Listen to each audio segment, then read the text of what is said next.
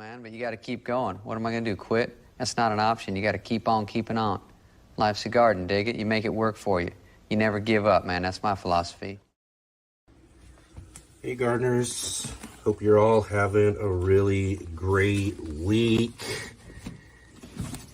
I'm just in here checking in on our indoor worm bin here to see how well our worms are doing after a couple of weeks since we fed them. It looks like they still got some food in here they're working on. Let's see if we can't find some worms in here. There we are. Oh yeah. Lots of guys in there. Anyways, looks like that they're still doing good in here, eating away on all of our food scraps. Hope you're all having a good week.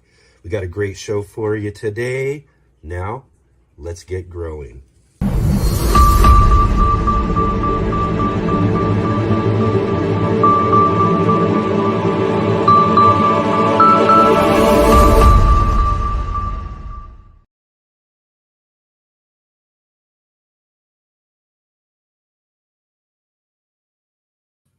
All right, gardeners, welcome to Let's Get Growing, your weekly gardening livecast here on the Urban Gardener channel. I'm Enoch, I'm your host today, and we've got a really great show for you today. Our featured guest coming up here in just a little bit is going to be Steve Ellington of the Rootbound podcast.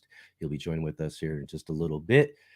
Talk all about gardening and his plant podcast. And if you're all joining with us here today, be sure to give us a big thumbs up, hit that like button, and click the subscribe button there to follow along with all of our garden adventures. And be sure to share with all of our friends. You can check us out at letsgetgrowing.live as well too. And of course, right at the top of the show, I want to be sure to give all of our replay watchers a huge shout out. We know that all of you who watch us on the replay, when you get your chance throughout the week, and I love hearing from all of you guys down in the comment section down below. So let us know how you're all doing as well too. And definitely one of the best ways that you can support our show is also to support our sponsor. And you can check our sponsor, IV Organics, out at ivorganics.com. Use our promo code GROW10, GROW10, to get 10% off. And also to be sure to ask any questions or comments if you're here with us live in the chat box. And as I said, for all of you on the replay, down in the comment section below as well too. We'd love to hear from all of you. And definitely, if you have any questions for our guest Steve coming up here in just a little bit, definitely be sure to do that as well. And one last thing too, I like to encourage everybody here in the Urban Gardener audience to join with us in the Urban Gardener community. On our Facebook group on Facebook, we have a group called Let's Get Growing, of course. And if you come and join, it's a great opportunity for you to be able to share all of your gardens and garden spaces with me, as well as everybody else in our Urban Gardener community. We'd all love to see what you've got growing on. And if you have any gardening questions or anything like that you might have as well too, you can get some help from some of our other gardeners in the community. So yes, definitely go check that out. There is a link, like I said, down in the description below. And just wanted to also mention we did put out a new video, and as you saw at the beginning of the show, I showed you our indoor worm bin that we've got. We've got this really cool indoor worm bin that I'm trying out for over the winter time. And I just put out a video too on how I put that worm bin together. So there's also a link down in the description as well too for you to check out to find that new video that we just put out, so that you can set up a worm bin of your own in your own home. I'm doing mine now. I was intending to at the beginning of the last gardening season to get started with a worm bin, but things kind of got busy for me. I was really working hard on getting plants out in the garden as I got a late start, and so I wasn't able to get to getting that started at that point in time. But what I did do early on, I have this space that's in the back alleyway area that I started on, like a kind of just a, not a hot compost, but just a regular kind of just compost pile that was just basically consisted of mostly all of our yard clippings, the leaves that come down from the trees in the yard, the excess that I have left over. So I'll kind of add all of those together, just pile them up, and especially the yard clippings, as throughout the season I'll just keep piling those up, and throughout the year it just kind of naturally just breaks down, and over about a year's time I get some really good compost out of all of that after it all breaks down. But this last year I took that space and I still added some yard clippings and some leaves, but what I did is I started burying inside of that some of our food scraps, just like you would do with feeding the worm bins. I was feeding all, just like a nice trench down the middle. And in no time, the worms just started populating like crazy.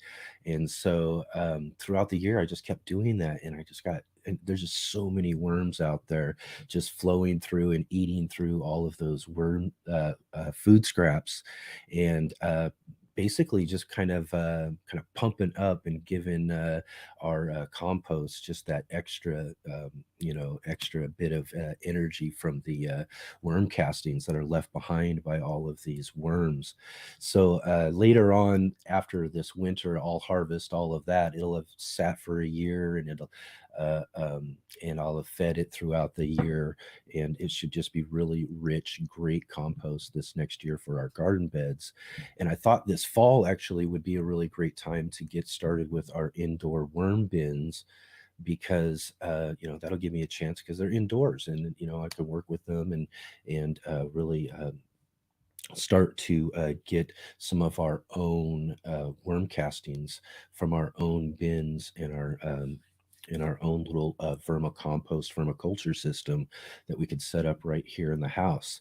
I'm actually trying out a couple of other different things as well too. So we got a whole bunch of different things going on with worms indoors, to kind of go along with all of the other things that we're doing indoors throughout the winter time. As there's not much going on in the garden spaces outdoors, it gives me a chance to work with that. And then throughout, and that gives that several months time too. So hopefully by time we get some of our first crops really growing this next spring, we're going to really have a good amount of our own homemade or homegrown or home. I don't know what you'd actually say there, but what the worm castings that we could use in our garden soil. And as well as also what I'm going to be doing too is making some worm compost teas.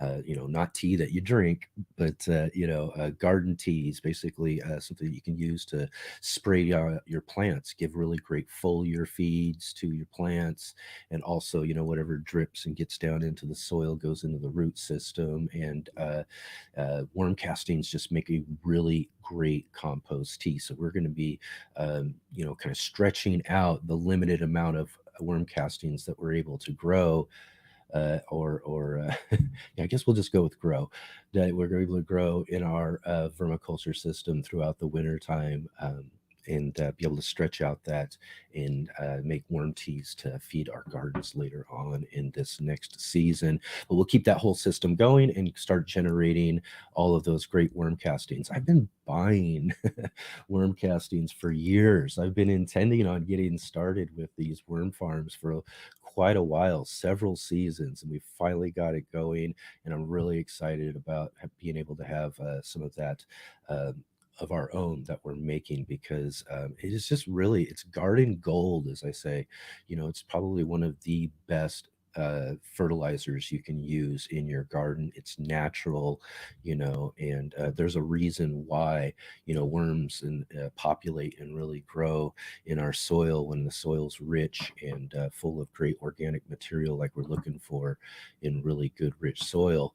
There's a reason why worms are really prevalent there, and the plants grow really, really well in good spaces like that. So it makes sense that the worm castings on their own would be just a really great fertilizer. So go check out that video. I did, again, like I said, put a link down below in the description for everybody to check out. And I'm pretty sure that I want to welcome Jay here, our moderator, in the comments section.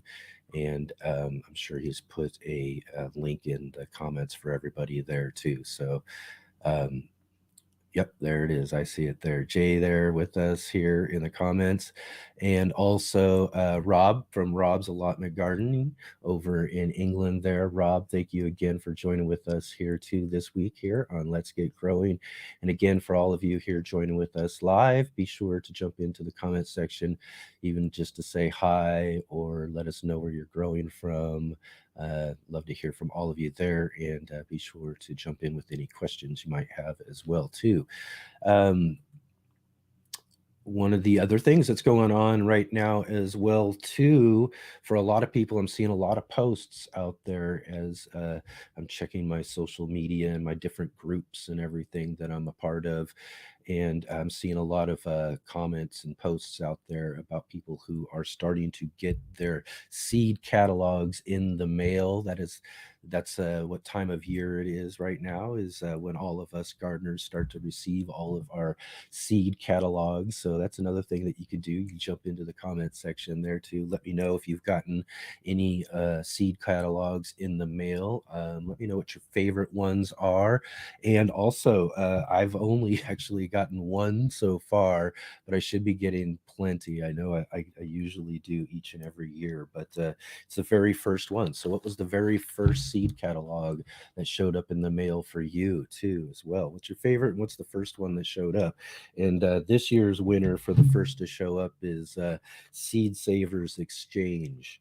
So I got the Seed Savers Exchange catalog showed up actually just yesterday too. So should be getting all of our favorites in there, including our Baker Creek Heirloom Seed Company whole seed catalog, which I'm really, really looking forward to as well too. But yeah, like I said, it's again, that time of year, all of our seed catalogs are starting to show up and really help us start to figure out and plan out what we're going to be doing with our outdoor gardening spaces for this next season. So another thing I'll ask everybody to, again, for all of you on the replay as well, down in the comment section below, let me know what are some of those things that you're looking forward to growing this next season. Are there things that you're going to be looking to do differently in your garden? Those are the sort of questions that we're all kind of thinking about right now this time of year is, what are some of those things that did really well for us this last season? Were there things that we tried and maybe failed early on and didn't get to do it all this last year that we're looking forward to the next season to be able to give it another try? That's one of the things that we got to think about in our garden as well too. Sometimes things don't work out, and sometimes it's that way for kind of several seasons. Even for a seasoned gardener like myself, I still have crops that challenge me every single year. But so I am always determined to get those right, and are there any crops like that for you, that you have a challenge with that, each and every year kind of But I do, here's the thing though. Each of the things that really give me a challenge, I have some successes in some areas with growing it each and every year. And I think that's kind of what encourages me to keep going. But I'm always determined, like with my brassicas always every single year, cabbages, broccoli, um, those sort of things, cauliflower, just really always give me trouble. The only one that I don't have much of a problem with, and it's an easy grower brassica for everybody, is kale. Kale thrives in my garden. I've grown tons of variety of great kale, but those other ones like that, I've always had a really hard time with. This last year, broccoli, I actually did pretty good, not too bad, could do better, but better than I have done in years past this year. So I again, determined. So I'll be looking at my seed catalogs, trying to find maybe some different varieties of cabbages and broccolis and things like that that I haven't tried before, and maybe see if I can find some successes in some different varieties as well too. Kind of switch it up a little bit, maybe some varieties just don't grow well for my area, and those are some of the parts of the challenges we've got to do when we're trying to figure out exactly what it is, that it is that presents that challenge for us each and every year in the garden. And all right, excellent. And again too, I want to thank you all for joining with us. It looks like we've got Hadar in there. Connie is joining with us as well too. Hi there. Just want to say hi to everybody real quick here. Make sure we're getting in everybody in the comments section. Awesome. All right, excellent. Here in just a moment here, we'll get going with our featured guest today. Really excited to talk with him as well too here. So we'll also, oh yes, this is right. I'm almost forgetting. I don't want to forget real quick too, because we were talking about seed catalogs. One thing I did want to mention as well, if you don't see some of your favorite seed catalogs as well, a lot of seed companies are also moving from catalogs to just going online as well. This is something we're seeing year after year as well too. So be sure to check online if you're not seeing some of your favorite seed catalogs, and check online and check out their seed shops. But I did also want to give another shout out to Sarah's seed shop. That is our friend Nancy, who's a regular viewer of our show from way back in the day when we first got started. So her daughter Sarah started a seed shop this last year, and it's always great to support small businesses and people who are trying their, especially young folks who are trying their best at starting their own businesses. And having a seed shop is one of the great businesses to give a shot at. And I'm so glad that she's doing that as well too. And I hope that you all go check out Sarah's seed shop, and we'll put a link down below in the description as well too for Sarah's seed shop, so you can find some of your favorite basic seeds she's got in her shop. She's just getting started, so she's got a really good catalog of really good essentials for your garden.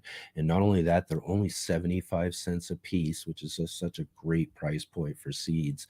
And I'll guarantee you, when you get your seeds, you're going to be surprised at the amount. It's probably 2-3 times the amount you would get in a regular seed packet for 75 cents. You can't beat that at all too. So be sure to go check her out and go get some of your garden essentials this next year at Sarah's seed shop. All right, everybody. Here in just a moment, we will be back with our featured guest. Hey gardeners, thanks for tuning in to our show today. We'll be right back at it here in just a moment. I just wanted to take a second here to highlight our regular videos and features here on the Urban Gardener channel. Our weekly garden journals,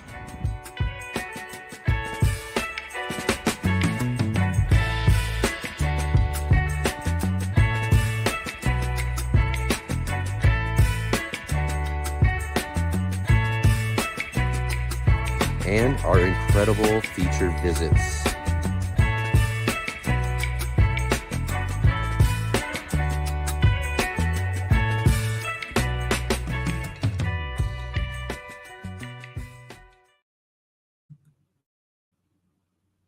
All right, all right. It's time for our featured guest this week. This week's featured guest is Steve Ellington. He is the host of the Rootbound podcast, and let's get him on here with us right now. All right. Hey, Steve, how are you doing today? Thank you so Hey, much for joining with us here on our Let's Get Growing show. you're very welcome. Thanks for having me. Excellent, excellent. And just to let everybody know real quick here at the top of this interview here, Steve, of course, as we've mentioned, is the host of the Rootbound podcast. I did earlier this week get a chance to join in with Steve on his podcast, and I believe that'll be coming out tomorrow for everybody who's watching us live here right now. That'll be coming out tomorrow. If you're watching on the replay, I'm sure check down below in the description too. We'll have a link for that as well as a link to Steve's podcast there too. So again, thank you for joining us here on the Let's Get Growing show. How have things been going for you this week? Yeah, going really well. I mean, it's not prime gardening season, as you can see. I'm by the Exactly. Christmas tree. I'm trying to get my iPad has this really like wacky camera following thing, so hope Yes, that's too distracting. But I'm sitting by the Christmas tree, I and think it's also. great. Audience, you'll if you tune into the episode I did with Enoch, this you'll learn more about this plant. But those are the only real plants I have with me right now because it is December. Yep, yep. And this plant right here as well too. We talk a lot about that one. Well, and we do kind of Yeah, mention this one too. a lot of good plant talk. So stay tuned for Yeah, that. Coming out late tomorrow, depending on your time zone, it might be Monday. right, right. Excellent, excellent. Yeah, and it was a really great conversation. It was really fun to get a chance to join you on your podcast and kind of do this kind of fun collaboration. Also, before we really get into all of the garden and plant talk, mentioned that Steve and I have met through a previous guest of ours on the show. We had joining with us a few months back, Karen Hugh. She is an author and wrote the book Leave Your Troubles Behind, and really probably one of my favorite books this last year that I got to read. And it was really great to have a conversation with Karen. But all three of us kind of know each other in a sense through a community of tens, we call ourselves, through another podcast called TBTL. And I've mentioned them a few times here on the show as well, and especially when I got to talk to Karen. Yeah, that's how we got to know each other and get this opportunity to do this fun collaboration and discussion. How long have you been a 10 and been listening to TBTL? Yeah, that's a long time. I listened when they were on the radio. I didn't Excellent. start immediately, but I lived in Switzerland at the time, and I listened Okay. to it as a podcast, but from Switzerland because I was like starved for English language content, and so I was like scrolling through all of the podcasts, which there weren't that many at the time, and I stumbled upon Right. this weird little thing, which TBTL stands for Too Beautiful to Live, which sounds like incredibly dramatic, but it's Exactly. totally not. And it's a hard show to describe, but it definitely has created a community. And yeah, I think it was natural for the plant focused members among that community to find each other, which has happened. Yeah, yeah, exactly. And yeah, really cool on that. I also started listening to them on the radio days, and pretty much from the very first day. Oh I wow, was I just listened to AM radio a lot. I did a bunch of commuting and two different jobs and different things like that as well. So I really attached myself to the Seattle area AM radio, and when they. I just remember when they were making this change to this new show, and it was something completely different, and that's probably one of the reasons why I've kind of stuck with it, even as they left the radio and went to just regular podcasting and all the changes since then and all of that too, though. So maybe if I get an opportunity here in just a minute as well, too, I'll put a link in the description so everybody can check out that for sure. It's check out it's them as well. there's not that many First of all, I think this podcast we both listen to, even though not many people know about it, is probably the longest running daily podcast ever. There are like over Yeah. 4,000 episodes, which I think is Mm, pretty amazing. yes. Also, how many shows started as an AM radio show and then Right. became a continuing podcast for over 15 years? It's a pretty special thing. Um, Yeah. I enjoy it a lot. I listen to it every day. It's pretty weird, but it's definitely also inspired my podcasting. If you listen to my show and you listen to TBTL, I pepper in Hmm. a few things here and there for the listeners, but also just the way that I put it together, and I feel like they help me not be afraid to be a little bit weird and out there and just kind of like try Yeah. things. And Yeah. so Yeah. they're definitely a big inspiration for how I put together my show. Yeah. Yeah. Or again, too, on what you said there at the last part there, being kind of that inspiration to get out there and do things and try things was definitely a part of the inspiration for me to even start this channel, start this whole adventure of sharing my gardening through video at first, and now through these live streams and our podcast, to talk more about gardening and all of that, and to just kind of get into my niche and go for it, and that was kind of inspired a lot by them and what they do as well too. And they've taken their chances, and that's been kind of inspirational as well, even just recently by leaving a larger organization who ran their show for them to doing it all on their own now. So Yeah, that's even kind of inspiring me right now as I'm doing totally. this and really trying to work this out as well for I'm myself. I mean that's the thing too, as far as the inspiration for the show TBTL, which audience, if you're listening, definitely check it out. It's a really may take a little while to get into because it's a daily Hmm. show and there's a lot of like self-referential, but Yep. if people don't know that the podcast industry has kind of hit this like speed bump, probably its first major speed bump. A lot Mm. of big companies are laying off people, but TBTL, on the other hand, went independent. They left voluntarily a large podcast operation to become an independent podcast. It just makes this one show, and uh, they're doing it, and I think there's something really valuable in that. Just uh, more kind of public radio model. They're not a public radio show, but that idea of like, hey, here's our show. If you like the show, support the show. Hmm.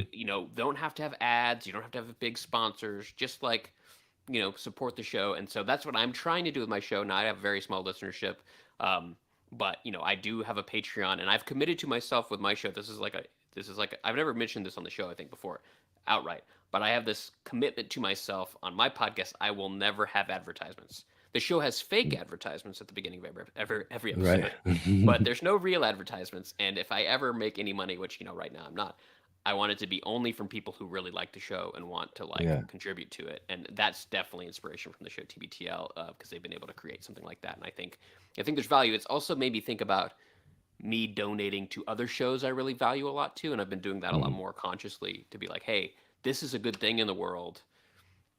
Yeah. I think they should be able to do this without having to play a million Carvana ads before it on Right. their show. Right. Yeah. Yeah. So Yeah. Yeah, those are definitely questions and things that all of us who are working and trying to develop content and all that sort of stuff have to work through. And definitely, in my case, I'm not going to run or work with any sort of businesses that I don't trust, in a sense. You know what I mean? So if sure. Yeah. we do have a sponsor for our show, IV Organics, and they are a company that I know, and I know personally. I know the owner, I know their family, I know what they do. I trust, I really trust this company, and that's why I wanted to work with them as we started this show out. And that would be the same going forward with anybody else, because in the long run we would like to be able to make some sort of money. It's not easy to be able to build that sort of listener based type of business model. And that's really kind of, again, a big inspiration of TBTL. I mean, if it can be done, if the audience got to a level of enough and that was the sort of thing that could sustain us, then I would go with that same model as well too, for sure. Absolutely. And I I'm mean, not it would just against be ads. just the best way to go. Totally. I'm not against ads. I kind of made this thing to myself of saying, for this show that I'm doing, I want to just try this 100%.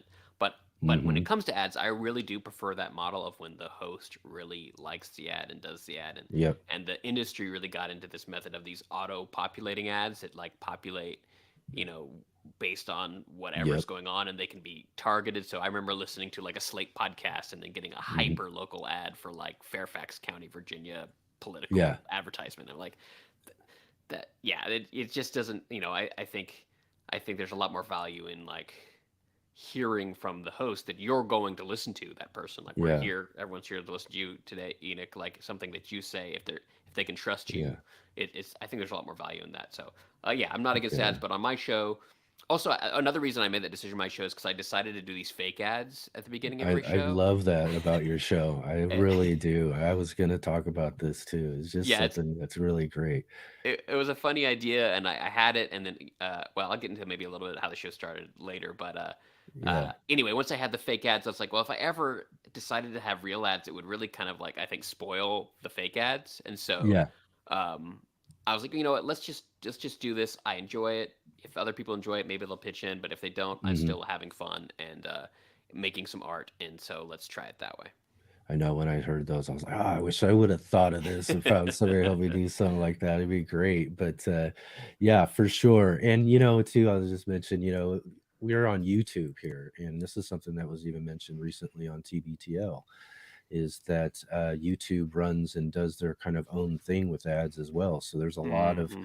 like, so people who watch my videos and things like that will see ads and have ad breaks that are just part of the YouTube situation that has Hmm. nothing to do with our show. I mean, even though we do get a little piece of that ad Sure. revenue, mind you, it's a very small amount. Hmm. And really, in the long run, I would love to have that, in some sense, even if I shut off our ad revenue sharing with YouTube, they'll still run Yeah. ads. Yeah. You see, so in the long run, I would love to not have that at all. It's just something Totally. we can't do I wish anything there was about.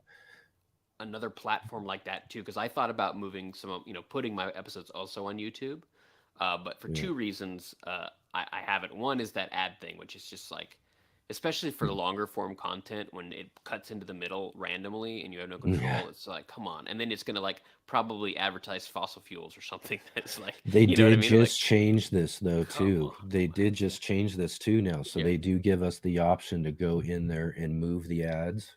yeah, sure. They Oh, you have can us put so them. that you can put them and have them drop at certain transitions and things like Well, that. So that's you can good. have, but they're there anyways, but Yeah, they yeah, do give you the option to move them now versus that's have them good. just dropping in anywhere.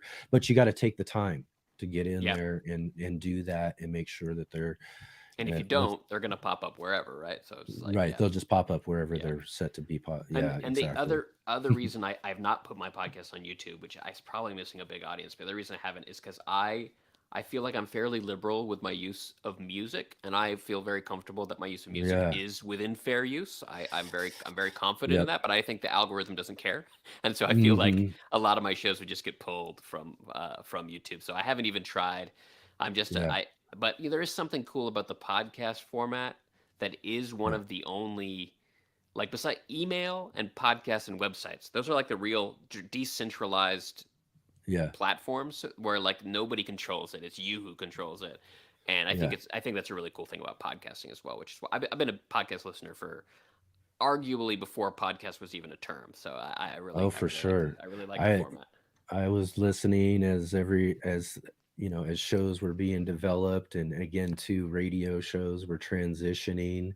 In fact, one of my other favorite podcasts from the very beginning of the day was, and I remember the transition from when he was on radio, is Mark Maron in his Oh yeah. podcast.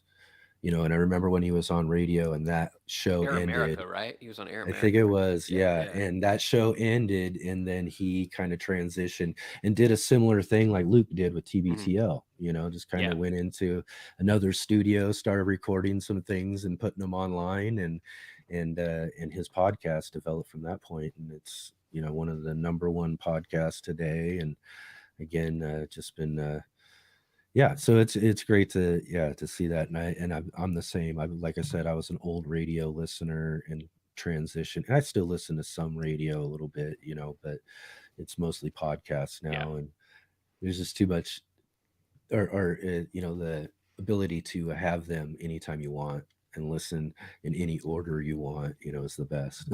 Absolutely, absolutely. No, a huge podcast listener. All right. I worry we're covering too much of podcasts Yeah. and not talk Yes. about No. No. plants Exactly what I'm doing for right the now. audience. Yeah, good, good. You're a Exactly what natural we're doing. broadcaster. You know to do that transition. Yeah, yeah, exactly. As I say, it's about time for us to get in and talk about some plants and gardening. I want to get into first, let's just kind of talk about your garden story or plant story. I know your podcast generally talks about individual plants and that sort of thing, but what got you into growing? Was this something from when you were younger as a kid, or is this something that developed later on in your life?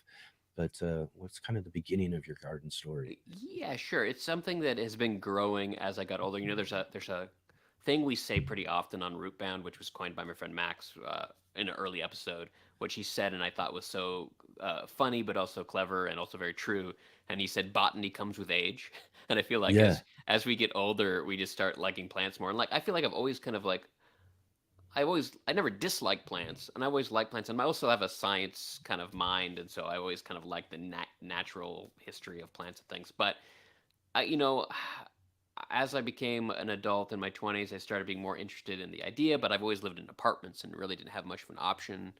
But then I mentioned before living in Switzerland.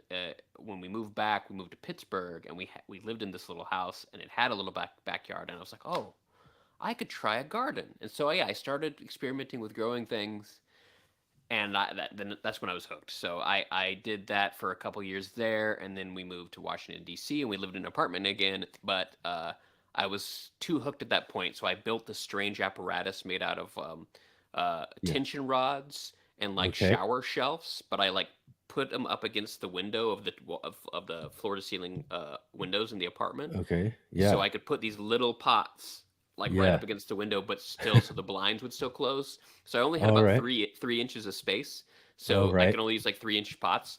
So basically, the only thing I ever successfully grew there was basil and nasturtiums. But it Okay. was cool. And one year I did give basil plants to everybody because I grew a lot of basil. And then now, Yeah. about maybe pushing almost 6 years now, we bought a house here in Fairfax County, Virginia, and now I have quite a big yard, and I really went headlong into it, and Yeah. doing a lot of weird things in the garden. And then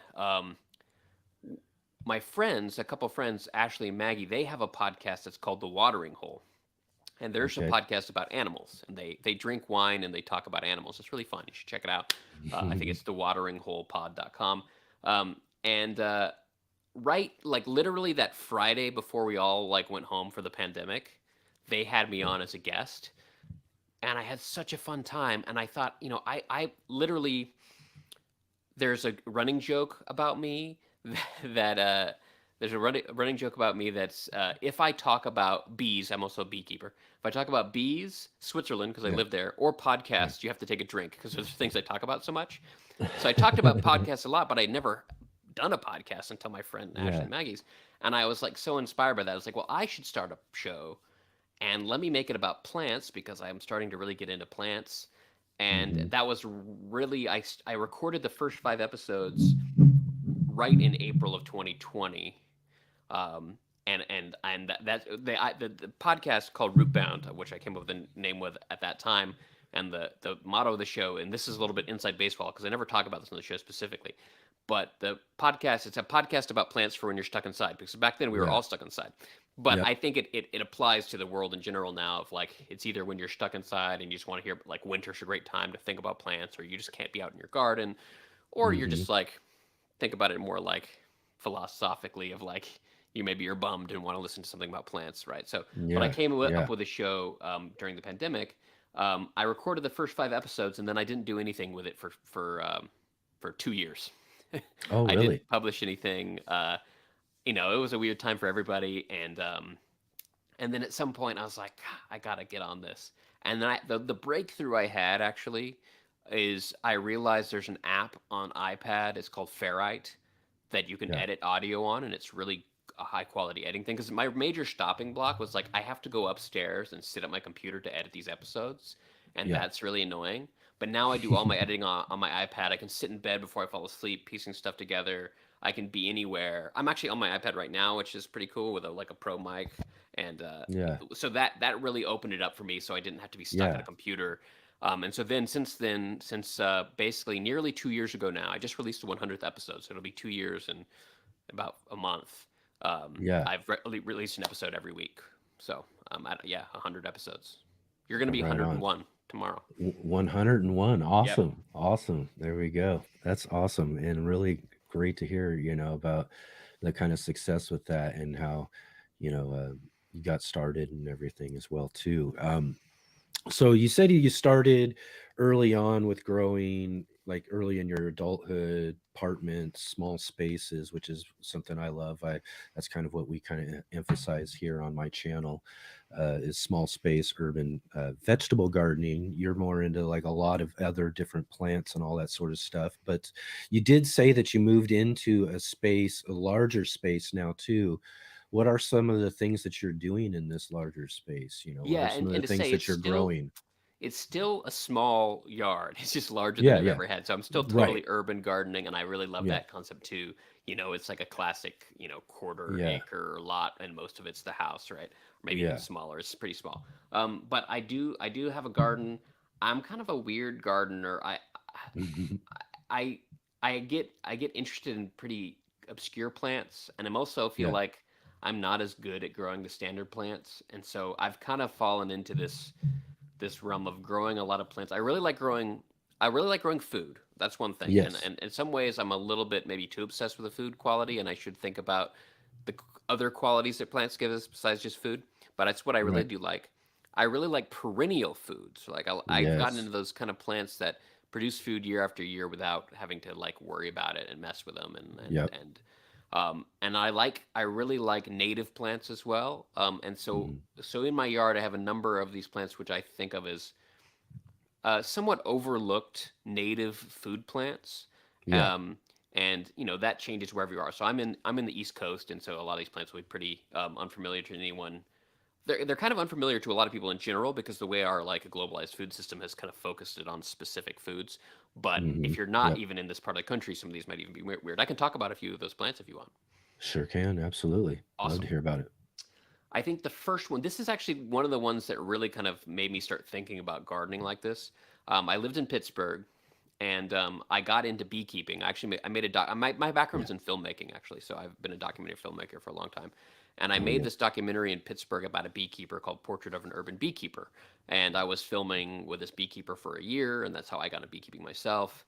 And at one point, we're at this community apiary in Pittsburgh that he was the president of, and he was telling me about all the plants around, and he pointed out these plants that were on the back fence of the Hmm. apiary, and there was these very tall. They looked like sunflowers, except for having big flowers at the top. They had several little yellow flowers, and he told me those were Jerusalem artichokes, and I was like, Oh, I've never heard of that before. What is a right. Jerusalem artichoke? So Yeah. I went home and I googled it, and I can talk a little about this more in a minute. But they are not from Jerusalem, and they're not an artichoke. That's uh, right. they are a native sunflower. They're Helianthus tuberosus, so the Okay. tuberous sunflower, and they produce tubers under the ground that are Hmm. like little potatoes that you can eat. Um, Yeah. and I was like, wow, that's incredible. There's this like sunflower that grows really easy. That's another thing I heard about them. If you plant them, they're Yeah. going to be there forever. um, Yes. Yes. and they're such an abundant food source, but most people have never heard of them. And so I at the end of that season, I asked him, "Can I dig up a few and harvest the potatoes myself and then plant some in my yard?" And he's like, "Yeah, go ahead." So I pulled some up, I cooked them up, and then I planted a few tubers in the house I lived at. But then we Yeah. moved, so I still wonder if there's like Right. sunflowers in that plot now, like years and years And later. it's just spreading and spreading and Totally, totally. spreading. So when we bought this house, that was one of the first things I tracked down was I call them sunchokes. I think it's actually a better name for them than Yeah. Jerusalem artichoke. Exactly. It's more connected to their native name, which is hard to track down, but sunroot is probably what they're referred to in, in, Hmm. in a few different indigenous languages. And the Jerusalem artichoke name, um, I, I won't go into that whole story now. You can listen to my episode about Jerusalem artichokes where I talk about Yeah. that. It's kind of a weird history about how they ended up with this completely wrong name. But Right, yeah, right. they're really a really cool food, and I have a Plant names can bunch. be Yeah, plant names can be deceiving totally, sometimes. And totally, how they get their names and where that comes from sometimes is can be interesting stories for sure. But I've absolutely. always wanted to try, like sunchokes, and other things, even regular artichokes, and things like that that are kind of perennial and continue to grow and each and every year, but they need kind of a space and they spread and those sort of things. And I don't necessarily have that because I don't own the property or space that I Hmm. grow in. So those Hmm. are always been kind of the limitation for me for being able to grow and try those sort of things. And A lot of people will say you can do sunchokes in a big container, and it's maybe even better because they hmm won't grow out of control. yeah, I've never done it before, but I've seen videos about it. And the cool thing, sunchokes, they are arguably the most productive food crop. They produce like pound yeah, for pound, like so much food. Like one plant, you could pull up the stalk, and that interesting about them is they're a sunflower. They have a stalk, they have hmm flowers, but under the ground there's these tubers. But they are perennial because if they die back, they'll come back every year. But even if you pull up the tubers, there's like no way yeah. you can get them all. They're like the way that they spread under there. But if you just pull up one plant, you can get like 10 pounds of tubers from one Mm. flower. Wow. Um, it's amazing. Right. So it's interesting that they're Probably not a so, food and I that's more have well never known. Yeah. pulled them up, so maybe similar to like, have you ever pulled up potatoes? Yeah, yeah, So it's like pretty a similar. regular potato, it's got all of them. And the thing about potatoes I find, and this was kind of really interesting this year too, is that similar thing. You pull up all these potatoes and you get a bunch of them. And I pulled up a couple of these plants a couple seasons or last season, not this last season, but the season before. And the thing about them too is that you can't always necessarily get them all or see them all because they'll also leave behind little tiny Hmm. ones that you'd really have to sift through the soil and still probably not get them all. And this last year I grew in this space different plants than potatoes, and wasn't thinking about that at all. And I didn't pay much attention to the bed either, so it was full of all these other plants that I planted in there, and that's kind of what I was thinking about. And little did I know that throughout the season there was these potato plants from small little potatoes that were left behind the year before growing. And then at the end of the season, after all of the plants have died off, I've harvested everything out of the space and I'm clearing it up. I'm digging in the soil and notice all these potatoes. And I was like, I didn't plant potatoes this year. And I'm not even kidding you. They were huge potatoes too. And they were really great. But it's the same sort of Yeah, situation. You know what I mean? totally. They're going to leave by these little tiny ones or these other ones that you just can't get to them all. And then, and again, too, I've heard stories about sunchokes just growing and growing like crazy as well, too. Totally. They're a really cool food for a number of other ways too. One is that the way that you harvest them, basically around this time, maybe a little earlier, when they've hmm completely died back the stalk, you go in and you cut the stalks about 2 feet from the ground, and then you just Yeah. leave them. And the Yeah. cool thing about sunchokes is you harvest them whenever you want. Your cellar is your garden. Yeah. So you don't need to harvest them until they're ready. In fact, some people say you should wait until after the ground freezes a little bit, maybe not solid because then you can't get them hmm out. But if there's a little bit of a cold snap, they get a little sweeter. And so here in Virginia, the ground doesn't really ever get that frozen, and so I can just kind of harvest them whenever I need them throughout the winter. And so it's like it's a root cellar in your garden. It's very cool. Yeah. Yeah. It's great. And looks like Jay's putting in some information on them there in the chat as well as. But Oh yeah. yeah, there's the crop yield. Yeah, totally. That's good numbers there. 16 to 20 tons per hectare. And if you look, I found a really cool table which is in the show notes of that episode somewhere that compares them with corn and potatoes, and in some ways they're more productive. They're right up there with other food crops. But one last, I could talk about sunchokes all day. One last cool thing about sunchokes, and some people argue it's not a cool thing. They don't have starch. Sunchokes have a different carbohydrate that's called inulin instead of Yeah. starch. And inulin They sometimes call the sunchoke the diabetic's potato because it doesn't turn into the sugars that cause diabetic issues. There's Captain McKitty in the background. Yeah. Um, but so that's a really interesting thing about them. Another very interesting thing about inulin is that our stomach enzymes can't digest inulin, but our gut flora can digest inulin. Oh, So if you have not used to eating sunchokes, you should be a little careful because you can get a little bit of tummy trubs.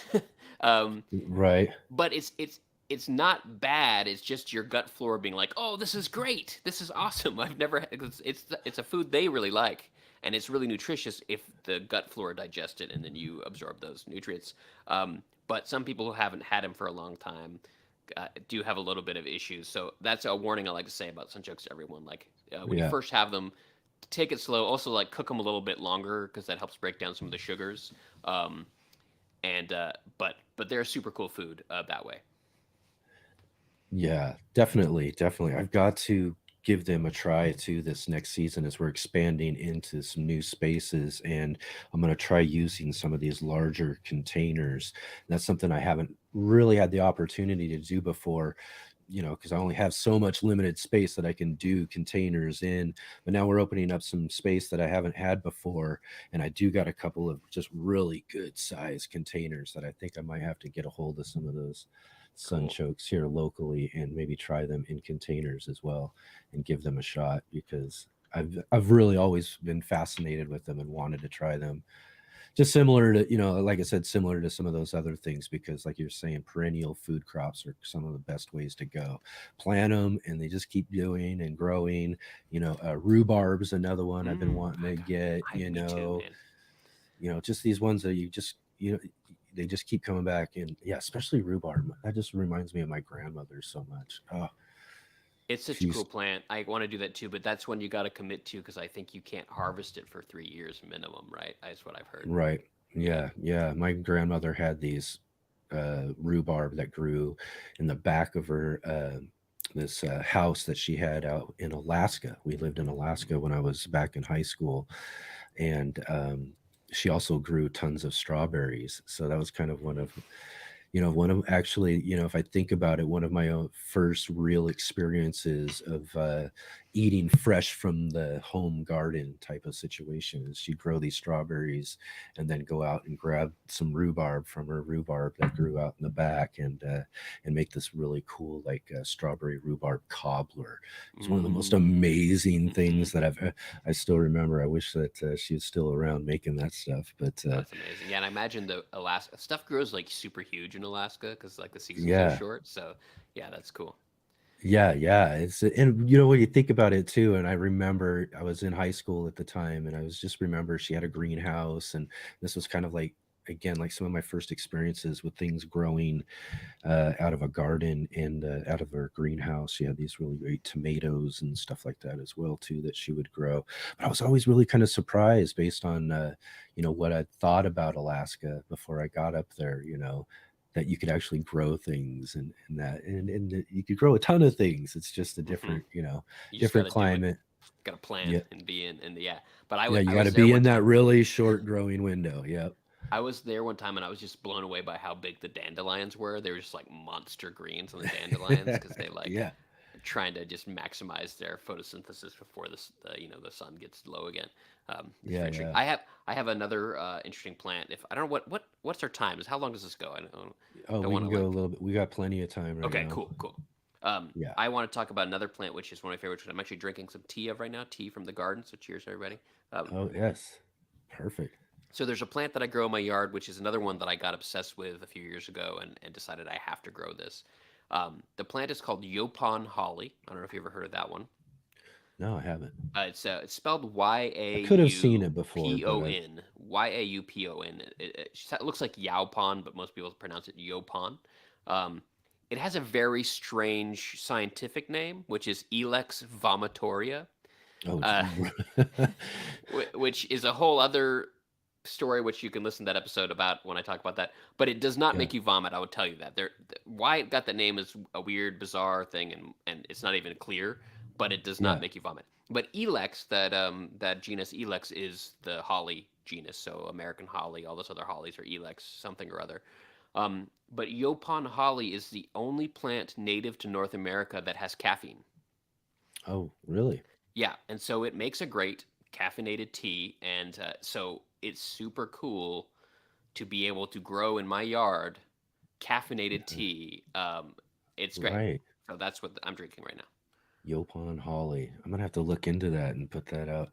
Is now what's kind of the growing habit of a plant like this? Yeah, Yopon holly. It's like most hollies. It's evergreen.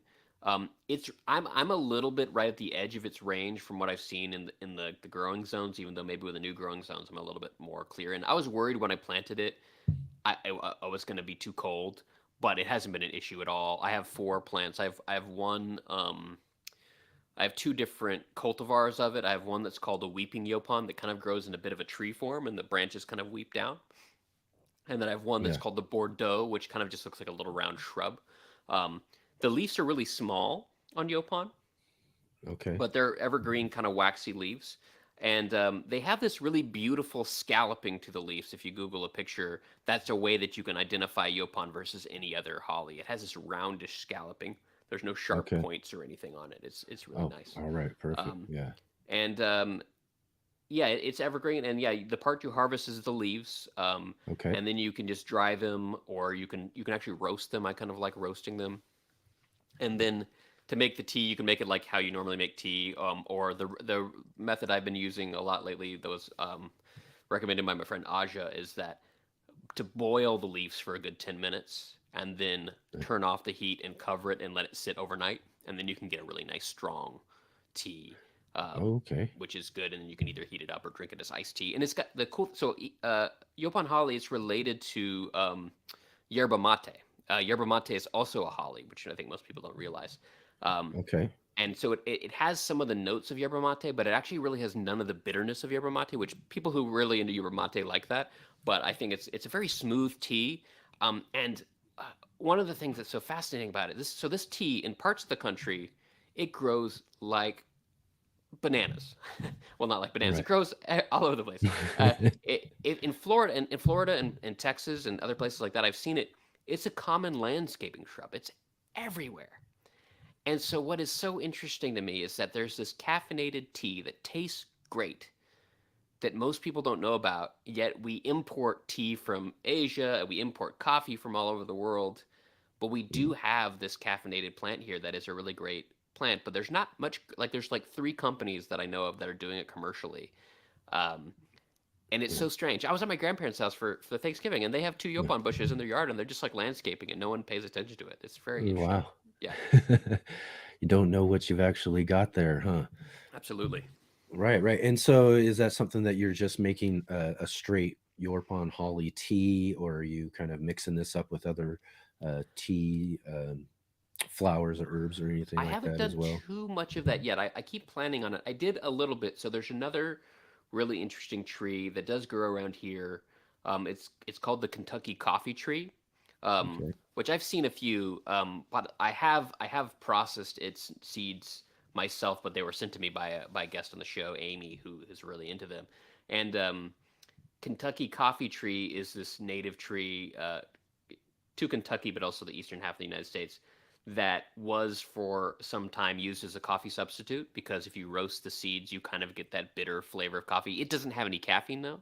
So I did once do a blend of Yopon and Kentucky coffee tree, so to see if I could create a um, caffeinated coffee-like drink because Yopon Holly doesn't taste like uh, coffee. So I tried. It was pretty good, but Kentucky coffee tree is definitely not for everybody. It's definitely not like spot on with coffee like all those coffee substitutes. It's not quite that.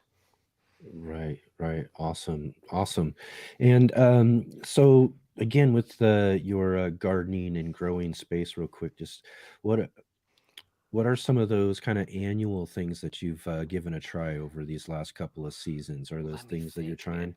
Well, Is there something you're trying and you're not that's I kind of mentioned this at the beginning of the show too. You know, I've been gardening for many, many seasons and there's still things that challenge me, even as a seasoned gardener, and I keep just trying year after year to succeed with. You got any? Uh-oh. Looks like let's see there.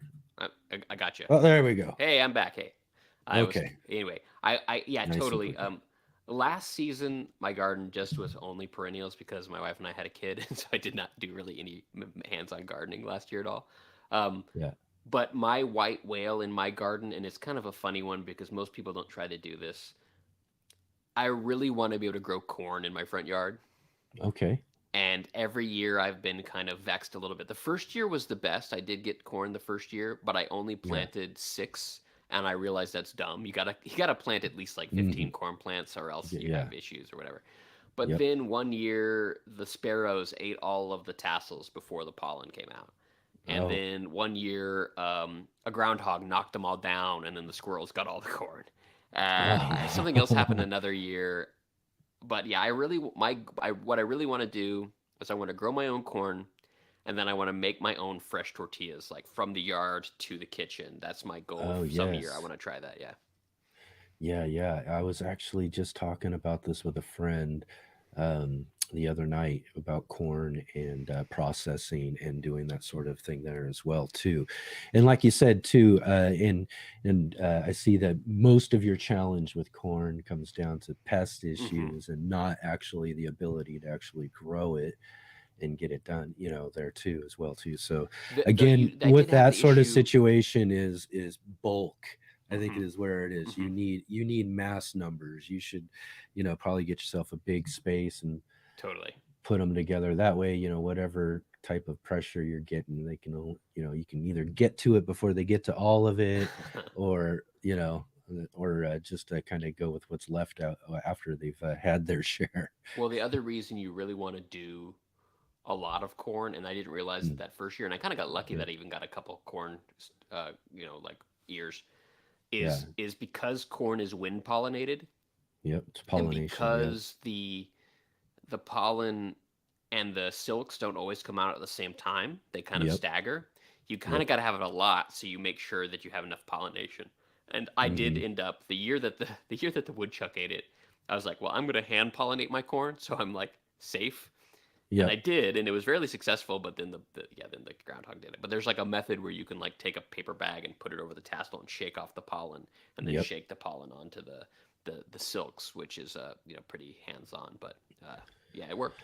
Yeah, as long as depending on when they're getting to your tassels, in that development, but once they get up to a certain point of growth, before they've even kind of like spread out, you can get them and kind of isolate them away, and then they'll continue to grow and spread out and drop their pollen in, and then you can collect that sort of thing and make sure it gets directly onto all of Hmm. those silks, because that's another thing about corn as well too, is that all of these silks that come out, each one of those strands of silk goes to a specific kernel of Yeah, corn.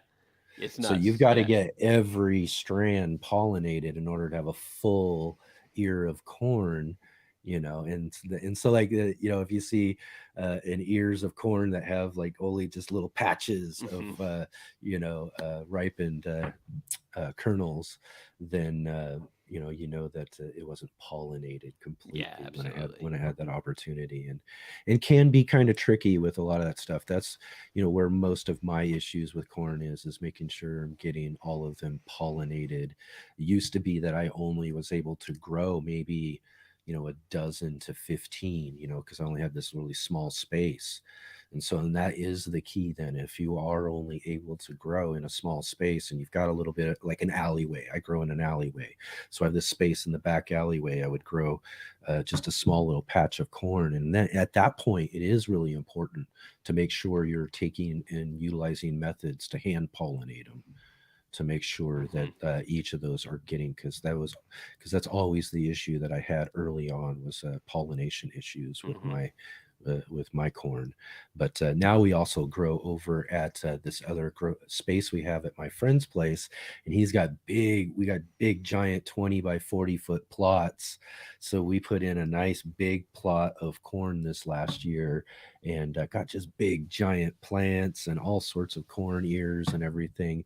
And it all was, yeah, was because we had that big amount. I mean, there must have been about 50 to 60 plants, in this space, so definitely getting a lot of pollination in that. Yeah. Yeah, Um, it helps that critical mass with the way where the wind blows through a patch is really important. I've come to understand. exactly. So you did mention something just a little bit ago too that I didn't realize about you that really kind of piqued my interest. I want to talk about with just a few minutes about that. Sure, You mentioned that you're into beekeeping. I am indeed. In Yeah. fact, well, my hives didn't make it this year, and because Oh, I have this small child, I'm gonna probably take a few years off. But for the last almost 10 years, I've had bees every year, and it's a okay. really cool hobby. The hobby's gotta some of the hobbies gotta go when you when you have a kid for a little while anyway. So I Right. hope to get back into it again. A little bit bummed. I thought I was gonna have a hive make it through the winter this year, but then yeah, it didn't work out. So yeah, I'm gonna have to take my bee hobby on pause for a little while. Yeah. What got you interested in bees? Yeah, so I lived in Pittsburgh, and my wife like yelled to me from another room one day, "Hey, I think there's a bee in the room," and I was like, "What? It's probably just a fly." And then I went in the room, and sure enough, it wasn't a bee; it was thousands of bees, or probably hundreds of bees, and they were in the wall. One bee had made it in the house, but you could hear all the other bees crawling inside of the wall. And I Yeah. put my ear up to it, and it sounded like a rain stick, like, And I was like, okay, what do we do? And so then I was like, I know you're supposed to call a beekeeper and not like pest control because you're not supposed to kill Right. bees and stuff. So I Googled a beekeeper, and I found this guy, Steve Rapaski, in Pittsburgh. And if you're in Pennsylvania and you're in the bee world, you know Steve Rapaski. He's like the guy for bees in Okay. Pennsylvania. He was for a long time the only master beekeeper in Western Pennsylvania. I didn't know this at the time. I just found him, and I gave him a call, and he came over, and he was downstairs looking up at the part of the wall where the bees were flying in, and then he would come upstairs and he'd listen to the wall, and he'd think for Yeah. a minute, and he'd go back downstairs and look up, and he was doing this, and then he goes, okay, here's what I think is happening. I Yeah. think that the bees haven't fully moved into the wall yet. I think it's just a scouting party. So what I'm going to Yeah. do is I'm going to spray some stuff near the hole where they're flying in that's not toxic, but bees just don't like it, the smell. And then I'm Yeah. going to put another box for bees in this tree nearby. Yeah. And what will probably happen is after the next day of good weather, the whole hive is going to come fly to your house. They're going to be Yeah. rejected by that negative smell, and they're going to go move into the box in the tree. And I was like, Yeah. okay, sure, sure, sounds Yeah. good. And so he did that, and then we had 2 days of rain, and then on the third day, I looked out at that box, and it was covered in bees. And I was like, wow, this guy is Yeah. a wizard. Did he put uh, like maybe a little bit of like honeycomb or yeah, something inside of the it bee was a box nuke to kind of box. Yeah, attract them to go there? exactly. Yeah. There was Right. honeycomb in there already. And so I went outside. I'm a photographer, a filmmaker. So I went outside and started Yeah. like videotaping and, or, not taping, but filming the box. Yeah. And as I did, it was like one of the bees blew a whistle because they're all hanging from the bottom of the box. Yeah. But as I started recording, they all just kind of en masse moved inside. Right. And I was like, wow, that is crazy. So I called them up, and he came and got the bees and took them. Yeah. And I was like, this is amazing. Like, this guy, like, he understands bees, right? He knows Right. their psychology. And It's so then I amazing. like Yeah. so then I reached out to him and said, hey, can I make a documentary about you? I really was into after reading about it stuff, I was like into this idea of urban beekeeping because it's this really Yeah. interesting like juxtaposition of like a wild insect in a city in Mhm. Pittsburgh. And so I followed him around for about a year, and we put out the short film. And then he was going to be like, hey, I was like, hey, I want to start beekeeping. So he was going to get me space in the little community apiary that they have in Pittsburgh. Actually, Pittsburgh was the first city to have the concept of a community apiary, from what I understand, kind of like a Yeah. community garden, but you get a 2x2 plot instead of like a larger plot because you only need a plot for a hive.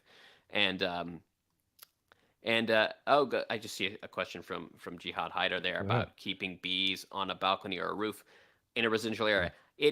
I have done that. Yeah, I've a balcony. It's probably not enough space on a balcony. Even though I guess my beekeeping mentor, who's Steve Rapaski, the guy I made the film about, is now my mentor. And beekeepers has this. There's like this concept of mentors and mentees in the beekeeping world. Everyone who's a beekeeper probably should have a mentor because it's such a complicated thing.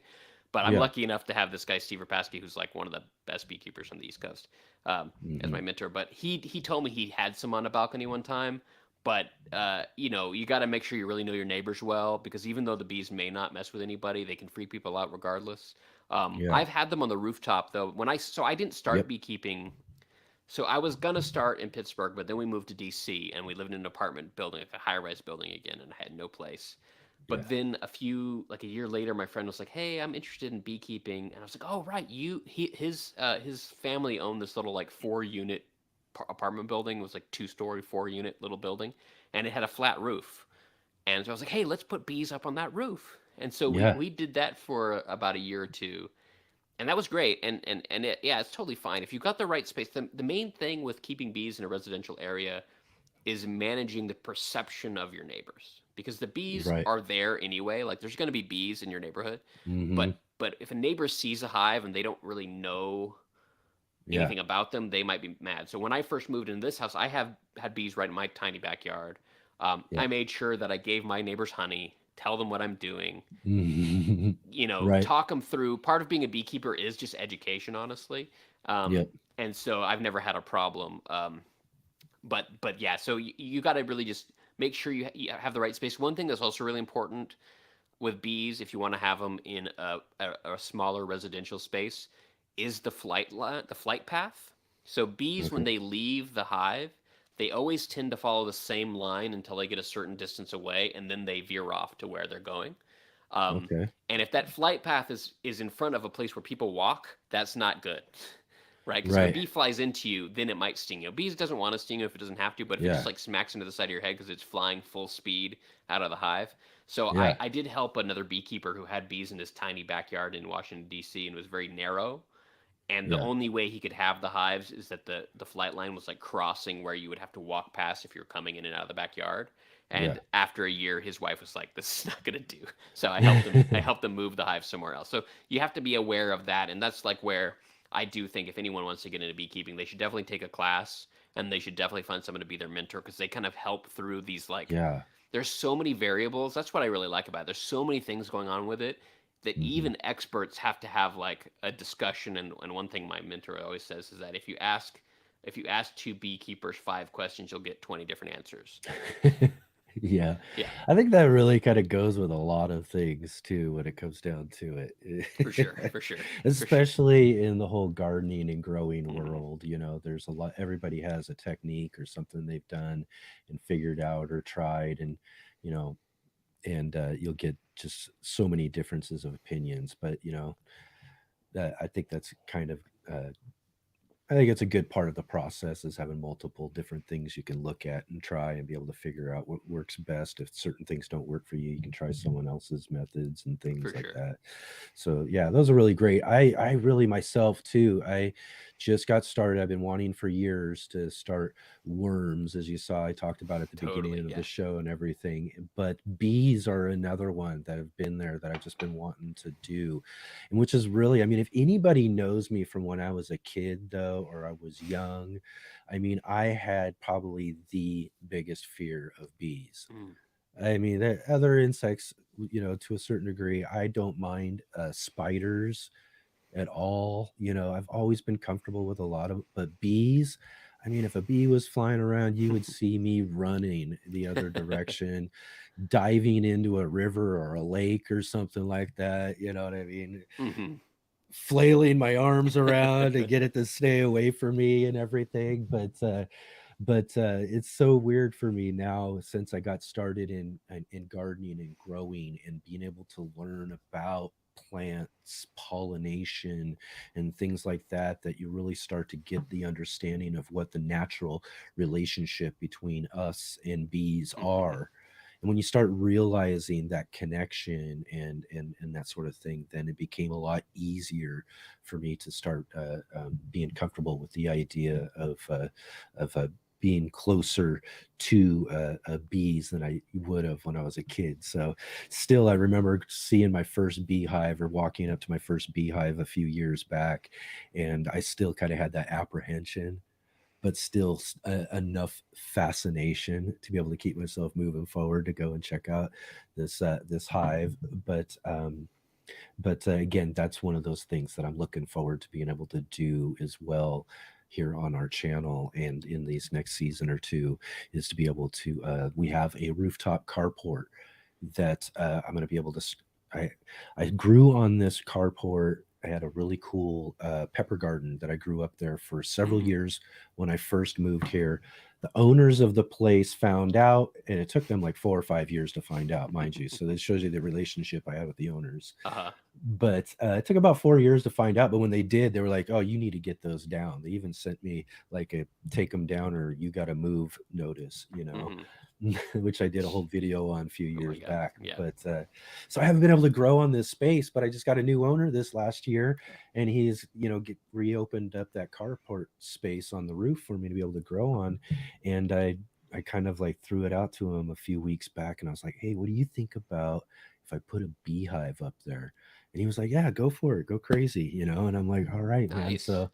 So, and I'm going to take your advice too, because I do have a local person here and a local organization that works with bees and does bee education and that sort of stuff too. So, definitely looking towards getting me a local mentor to be able to help me get that set up and started so we can be successful with it. This is the key time of year to get into a class. Normally the classes actually start in February. Or maybe January, but like winter is when the classes happen because there's no beekeeping happening. So if you can find a class, sometimes they're hard to get into this late, but a class is really important. Especially, you also learn about the local beekeeping laws in different places vary quite a bit. So that's also like the local classes. We'll get into that. The other thing I'll tell you, and this is like, I'm glad I did this from the very beginning, but I've known beekeepers who didn't take this advice. But like the best advice when you're starting out is get 2 hives. 1 hive, there's 2 main reasons for this. If you have 1 hive, first of all, you don't know what is healthy and what is not. If you have 2, you can compare them, and you can be like, "Oh, this one's a little stronger than this one," or, "Oh, this one's way stronger. Wait, is this one like not doing well?" But also, there are certain situations where you might want to borrow resources from one to the other. So there's several times where you might want to take a frame of eggs from one and put it in another to help balance or to help queen rearing or things like that. So having 2 hives, there's almost, I feel like, no reason to have 1 hive. That's something that that people who get into beekeeping do because they don't want to get in too much, and then they give up because that hive dies and they don't really have any. You can't learn a lot from 1 hive, I guess is what I say. But then it's a space issue, right? Depending on the big size of your carport, it may not be doable. So maybe if you really want to do it and you want to get 1, I would look into. It's a good size rooftop, so we got space there. So definitely. So you definitely suggest more than 1 for sure. Maybe more. Yeah, I would say 2. You also got to plan on like where your flight path is, right? That's really important. You got to plan on when you're on a rooftop, you got to plan on the safety aspect of it. Like, where are they? If a box falls over, is it going to fall off the roof? Because they get really heavy, right? Like a 1 box, if it's full of honey, can be 100 pounds, right? It can get very heavy. So you got to be like, where am I going to go if the bees get mad? Do I have an escape route, right? Like, what is that?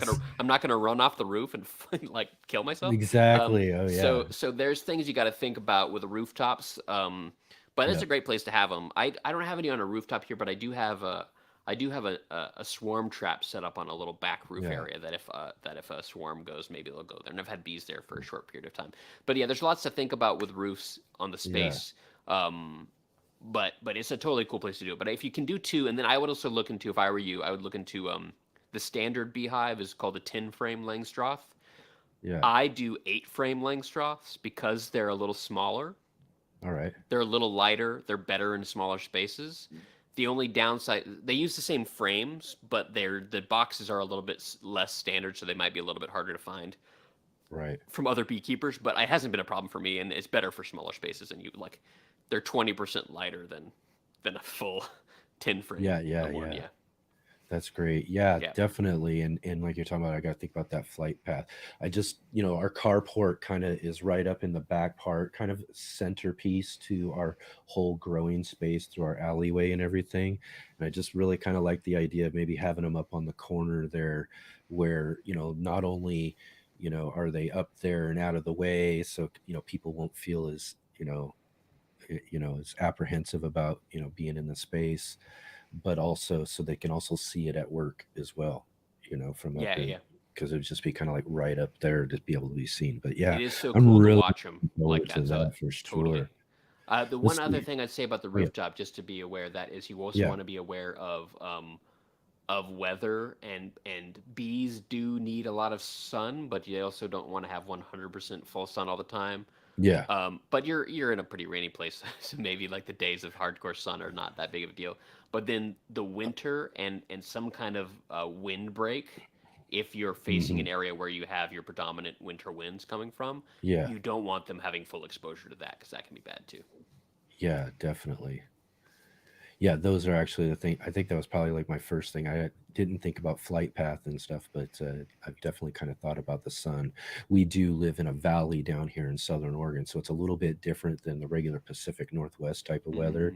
Mm-hmm. So we do get some I mean, we get some really kind of really hot summers. So that's kind of was Mm-hmm. one of my first primary concerns, was kind of dealing with really direct sun throughout the hottest part of the summer. So we'll probably build like maybe a little shade kind of apparatus or something to kind of deal with the sun going, but just something that just kind of Mm-hmm. blocks the sun from directly hitting the boxes Mm-hmm. And you can have during like a few during that hours of that, time of the right? day. Right, for Yeah, sure. yeah. You can have a few hours of that, but they can Hmm. get too hot for bees. Yeah. Yeah, so that's another thing. You probably, I guess, if you're in that part of Oregon, you probably also have to, you probably also want to think about water. Bees Mhm. do need to drink water, Oh and yeah. I live within flight path of the Potomac River, and this is a Yeah. very wet place, so there's always some little pool of standing water within the bees area. Yeah. But I think Southern Oregon can get quite dry. Am I right about that? It can Yeah. definitely. So And you that's one want of to the might things you we might do have. yeah. It's one of the things we do have in our spaces. I have a bunch, or a few, not a bunch, but a few like bird feeders Hmm. that I've Hmm. got rocks inside of it. Like one has like marbles even, Hmm. just to kind of Perfect. to keep for bees to be able to land on, but be able to get into the water on there and Hmm. all of that too. And that's without having beehives. Yeah, yeah, yeah. Is Well, I that's keep great. those around, I It's a keep those great around service. for Yeah. all of the pollinators and Yeah. those things, because our summers can be hot and I want them in my garden spaces. So I make sure that I got those around. Plus, we also have other water features too, so that there's just plenty of water in my garden spaces for Cool. that. But that's definitely something to be thinking about. See, Jay had a question here. Let's see real quick before we move on here. Jay says, "Oh, what type of techniques and types of food do you grow indoors? Any tips? Do you grow any type of food indoors? Not right now. I did grow basil indoors. That was a big one. No microgreens or anything like that?" No, we did talk about on our podcast that I did one year do my own sweet potato starts Oh, indoors. yes. But Yep. you can also eat the sweet potato greens. Actually, we talked about that. I think I'm going to start doing that is Yeah. just put a sweet potato in a cup on the windowsill, let those Yeah. little vines go out, and then harvest the little leaves for your salads or whatever.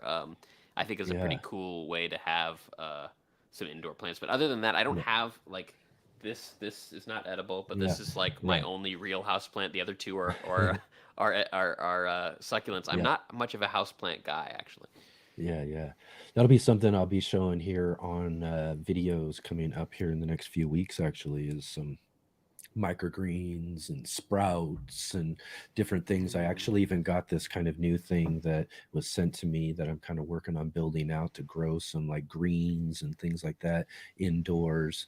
But we'll be working on putting some of that stuff out. But the sweet potato plant's a real kind of good transition to talking about the podcast here. We did kind of mention and talk about a sweet potato story that I had on your podcast. I think they're really great to not as we mentioned, to not only grow for the sweet potatoes you can grow in your garden or the leaves, which are edible, but they also make a really cool, fascinating plant Hmm. in your house. And if you got plenty of light in your house and you can grow one out, the only thing about them is you got to cut them back often because they will grow like crazy. I Mhm. mean, they get really they get really going when they start growing. But yeah, so let's talk a little bit about this podcast, Sure. Rootbound. Yeah. It was so fun to be able to hang out with you earlier this week and record and talk about some of my favorite, well, my main favorite plant story, but we did talk about a couple of others.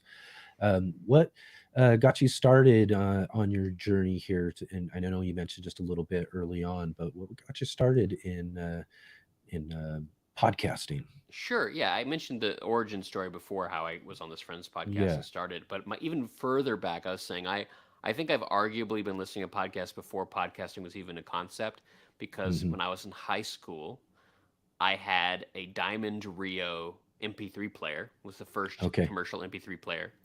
And I used to there's still this radio show in New York. It's called Off the Hook. It's a hacker radio show, and Yeah. it's been on the air for years and years. It's a great show if you're into computer stuff. I used to download it from their website in real media format, and then I converted it to MP3, and then I would load it onto my Diamond Rio multimedia player, and then listen to Yeah. it in class. So I was like forcing a podcast before podcasting was even a thing. But yeah, I've been hosting this show now, I said, for almost 2 years. Yeah. Just a little spiel about the podcast for listeners out there. No I problem. say Rootbound is a podcast about plants for when you're stuck inside. Each week, I invite a guest who joins me on the show to share with us about a plant that means something to them. And then I Yeah. share with a guest about a plant that means something to me. And through this process, we can all learn more about plants and learn more about each other. And I say that it is the philosophy of the show that everybody has at least one, probably more, but at least one plant that is meaningful to them, because plants are so integral to our lives as humans on this planet. So that's the little spiel I kind of give at the top of most episodes. Yeah. Yeah. Yeah. And it's really great. So, and again, what kind of and what kind of brought you to the idea to do a podcast about plants, though? I mean, what was it really? I, I mean, I versus other interests or other things. I mean, Yeah, it was a few reasons. It was one, just I think that botany comes with age kind of thing. I was like yeah. finding myself being more and more fascinated with plants. And then my friends had this animal show, and I was like, well, I'm really getting into plants. I should do a plant show. Yeah. Also, I was like, it would be a great way to force myself to learn more about plants, because I really am not a Hmm. plant expert. I feel like I've learned a lot in the last 2 years. I've said this a few times too. I feel like I'm going into my junior year of podcasting about plants. Yeah. So I feel like I've got a little knowledge now, but I'm still pretty green with that, so to speak. And um, and so I was like, it's a great excuse to that. Also, it's a great way to just connect with people. I really do like talking to people and learning from people. And so getting other people's perspectives on that has been really great. And so that's what it started as, and it's really kind of grown more into that. And so it's great. I've got just super cool conversations with really cool people about really interesting plants. And then also what I Hmm. really like about it is there is this creative outlet to it as well, because I'm a filmmaker and I'm a photographer, but I do really like the radio format, and I haven't Yeah. played with that very much. And so the core of the show is an interview, Hmm. where it's similar to this, a little bit of a structure of where one person talks about a plant and the other person talks about a plant. Yeah. But then in the intro and the outro, and then also in the little in betweens, I get to play a little bit. So like, Yeah. for example, one episode I was about poison ivy, so I decided in the intro to go out and expose myself to poison ivy, and then in the outro reveal whether I had a reaction or not, which I won't spoil that for the audience here. Right. Or one episode we were talking about cinnamon, and I was reminded about this weird thing where there was like a mystery. There mystery was Cinnamon Toast Crunch. There used to be three cartoon chefs, and then there was only one. Oh. And there was like this funny conspiracy that the other two were murdered by this one. That was, so I made like a fake trailer to the show Serial, Yeah. but about Cinnamon Toast Crunch, and so, like, Oh, our, that's great. there's been a few times where like I've ended up going down weird rabbit holes that are not about plants at all. Like for example, I talked about the concept of the Greek chorus, which was like a dramatic element used in Greek plays where there was a chorus of women who were singing about what is happening. Um, Yeah. but I talked about that because I learned that concept by watching the movie Little Shop of Horrors, which there's three Yes. women in that show that serve the role of the Greek chorus.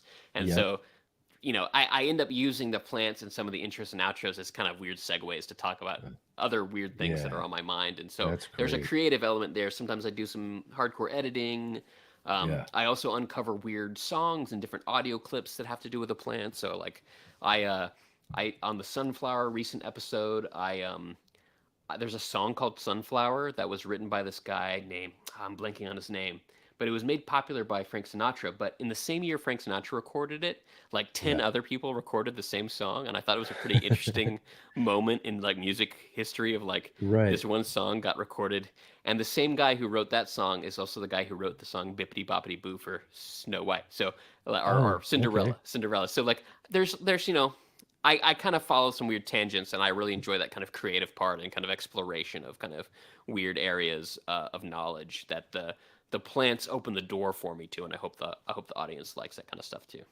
Yeah, yeah, I like that story. I mean, similar, I myself have a photography journalism type background from college and high school and all of that as well. And so it was many years later as I was really, just kind of thriving in my gardening experience and what I was doing. I had watched a lot of like YouTube and all of that. So that was just kind of like, I think I want to give myself a shot at doing that because not only can I garden and do the thing I really love as far as that's concerned, but I can also reconnect with the photography and video experience that I had and the journalism experience, and to be able to take that and be able to kind of put them all together, and then start creating and exploring that creative process,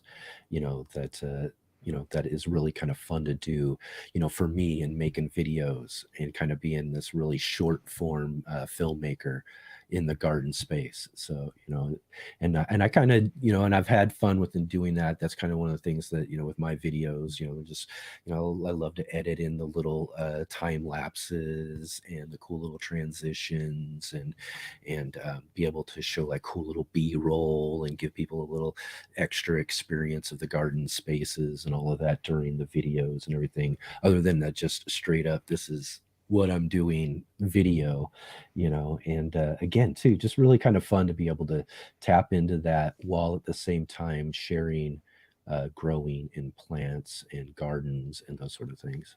Yeah, absolutely. I totally agree. It's the same thing with my show. I was going to Yeah. mention one other aspect, and now it has escaped me, but Yes. yeah, give it a listen, How audience. about I think you'll like it. yeah, what are some of your favorite interviews? Any specific ones? I know you've pointed out a few already. Do you have any specific that you've or It really. favorites or So I guess this is kind of what I was going to say is like one thing I think I maybe initially the show wasn't this. Well, maybe it was from the beginning, but anyway, I think what's super interesting about plants yeah, is that, like I said, everybody probably has a plant that's meaningful to them, even if they don't realize it, right? Because, yeah, I mean, I'm in a room right now and I'm with three cats. Those are the two mammals in the room. yeah, But there's two plants, but also I'm wearing a cotton shirt. I'm on a hardwood floor. There's a wooden thing next to me, right? The yeah, amount of yeah, plants that are everywhere and part of our lives, they are everywhere. You walk outside, just plants are everywhere, and we kind of don't notice them, right? There's a mm-hmm, concept I talked about on the show, and it's kind of become a theme. It's called plant awareness disparity, and it's how humans, particularly of certain cultures, particularly the one we live in, plants kind of become part of the background.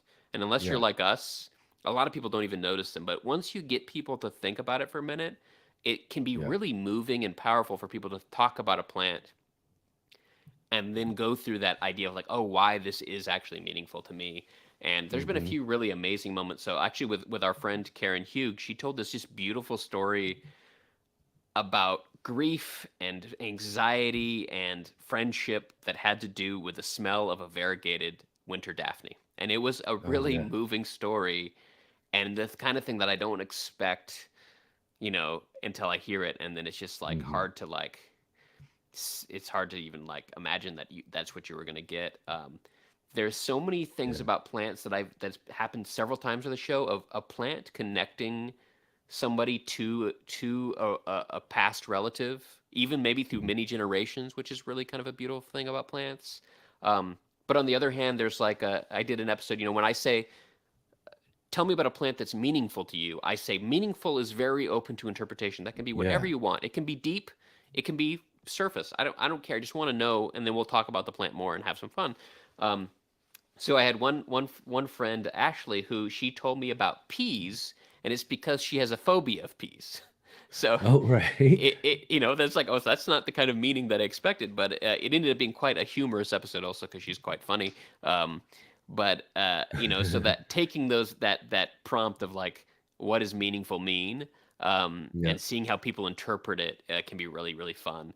Um, and so I also like talking about people from all over the place. I talk to a lot of people who are like plant guys like us, plant people, but I Yeah. also like talking to people who are not in the plant world at all. So I've had musicians on, I've had a comedian on, I've just friends and family. Like it can be anybody. Literally, what I like about the show, it's like everybody can do this Yeah. because plants Yeah. are like we need them. They're in our Hmm. lives, and so um, yeah. So Yeah, yeah, exactly. Plants, again, we have this real, I think, human connection with the plant world that I think even a lot of people don't even really mhm. understand that they have. I always say that there's this plant lover, this green thumb inside of every Mhm. person, that sometimes you just got to explore a little bit more to find out about it. But again, even, I think even anybody who might not even grow plants themselves have some sort of connection with a plant somewhere in their life that has some sort of connection or some sort of meaning, however it might be. Yeah, there was a funny example on episode a while back. I was talking to someone about poison ivy, and at the end of the show, she was like, "If I come back again, maybe I'll talk about bananas." Wait, do bananas count? And I was like, "Of course they count." But like people Yeah, sometimes put food in a different category than plant, right. and they're the same category. I mean, unless you're talking about meat, but Yep, yep. they are dairy. But they're like, but sometimes we write off a food, and so yeah, that's what I was saying. Yeah. Hey, did you like oranges when you were growing up? Like And there's so many plants that we think about that mean something to us, even though we didn't necessarily make that connection in our brain to, oh, this is a plant. Yeah, yeah. And you would think too, and I did think about this as I was thinking about what I was going to talk about on your podcast, actually, is that our channel and all of that really does focus on food growing, small space food growing. And I really thought about that too. I was like, you know what? Should I talk about some sort of food plant?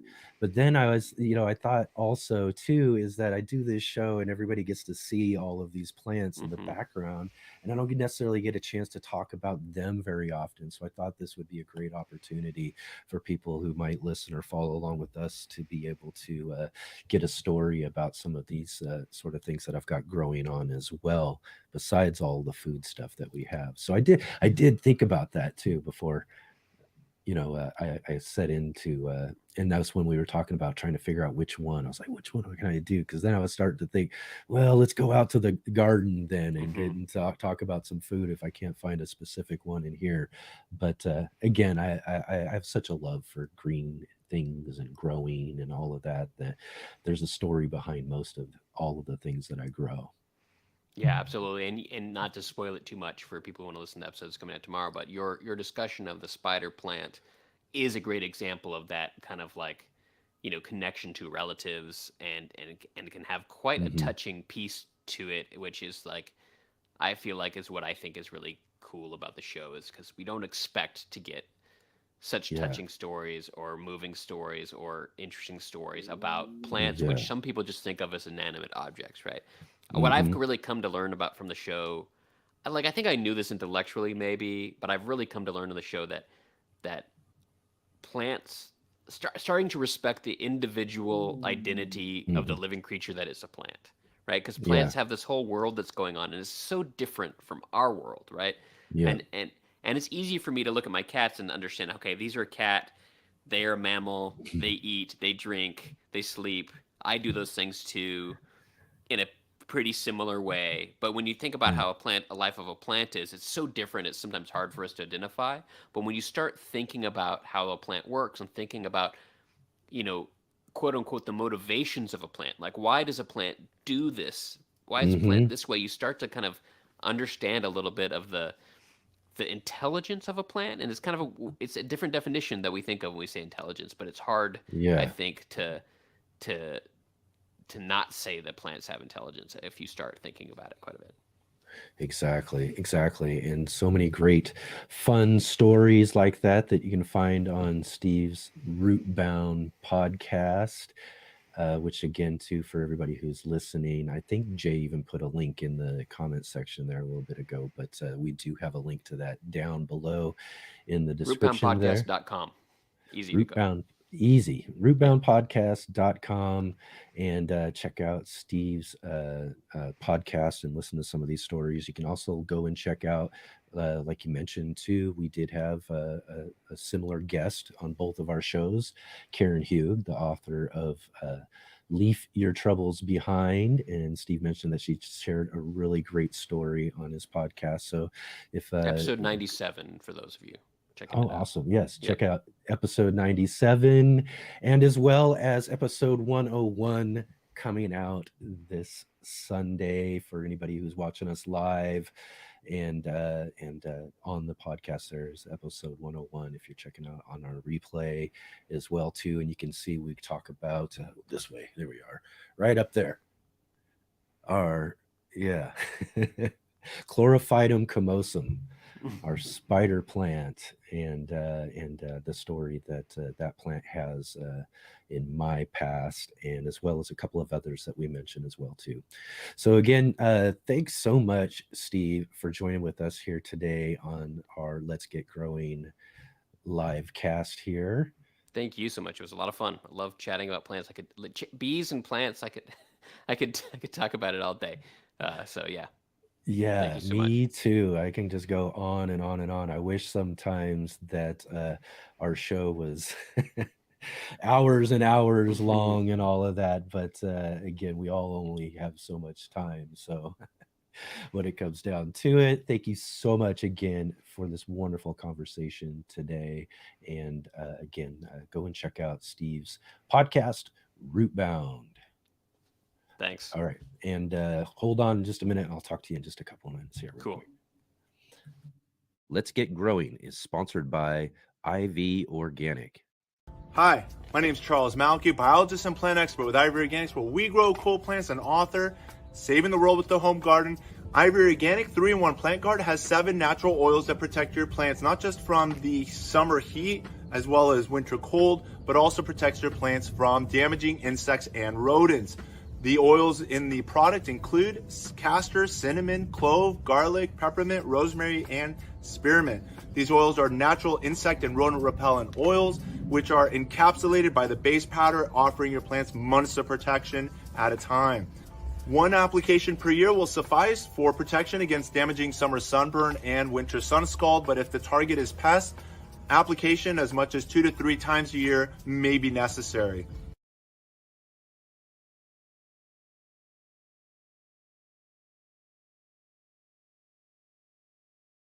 All right. All right. Thank you, everybody, for joining with us here today on Let's Get Growing. And be sure to click and hit that like button. Give us a big thumbs up. Give Steve a big thumbs up for showing up with us here today on the Let's Get Growing show and sharing us his story about his gardening and plant experience and his great podcast, Rootbound. And as we mentioned in the interview, to go and check out that link below in the description. And for those who are joining with us on the replay later as it's published, I will put a link to our specific episode in the description as well. But you can go find all those other great interviews that he's done that we mentioned and talked about there too.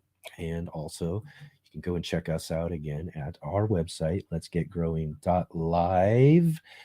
And again, too, I want to encourage everybody at the end of the show as well to go check out our Let's Get Growing community on our Let's Get Growing Facebook group, where you can share all of your garden pictures and all of your different garden stories and everything with with all of us, including myself, because again, as I always say, I get to share all of my garden experience and gardens with all of you here on our show. And this gives all of you a really great opportunity to be able to share your gardens with me and all of everybody else in our group there on Facebook. Also, again, to check out all of those links down below in our description there. And real quick on all of our upcoming, we've got one more episode for our season coming up this next week. And then after that, we're going to do a kind of a holiday type of look back on the year episode. And then in the new year, we'll have one more where we'll kind of look into what we're going to be doing this next year with our whole new 2024 growing season and what's going to be coming up here on the Let's Get Growing show. We've got some amazing guests like we've had this last year that are already starting to line up for this next season. So I'm really excited about being able to talk about all of that sort of stuff with all of you as well. And then after that, we'll be taking a short winter break before we get moving on with our 2024 growing season, which I'm already getting excited about. Like I talked about at the beginning of the show, seed catalogs are already starting to show up in the mail. I'm already starting to make plans. And so that's one of the things that's really great about the kind of winter break is that it really kind of reinvigorates all of our garden passions and all of those things that, we're thinking about and wanting to grow in our next gardening season. So I'm just as excited about all of that as you all are, and really look forward to being able to talk about all of that with all of you coming up here. So from all of us here at Let's Get Growing, you all have a really great week, and I'll see you next Saturday.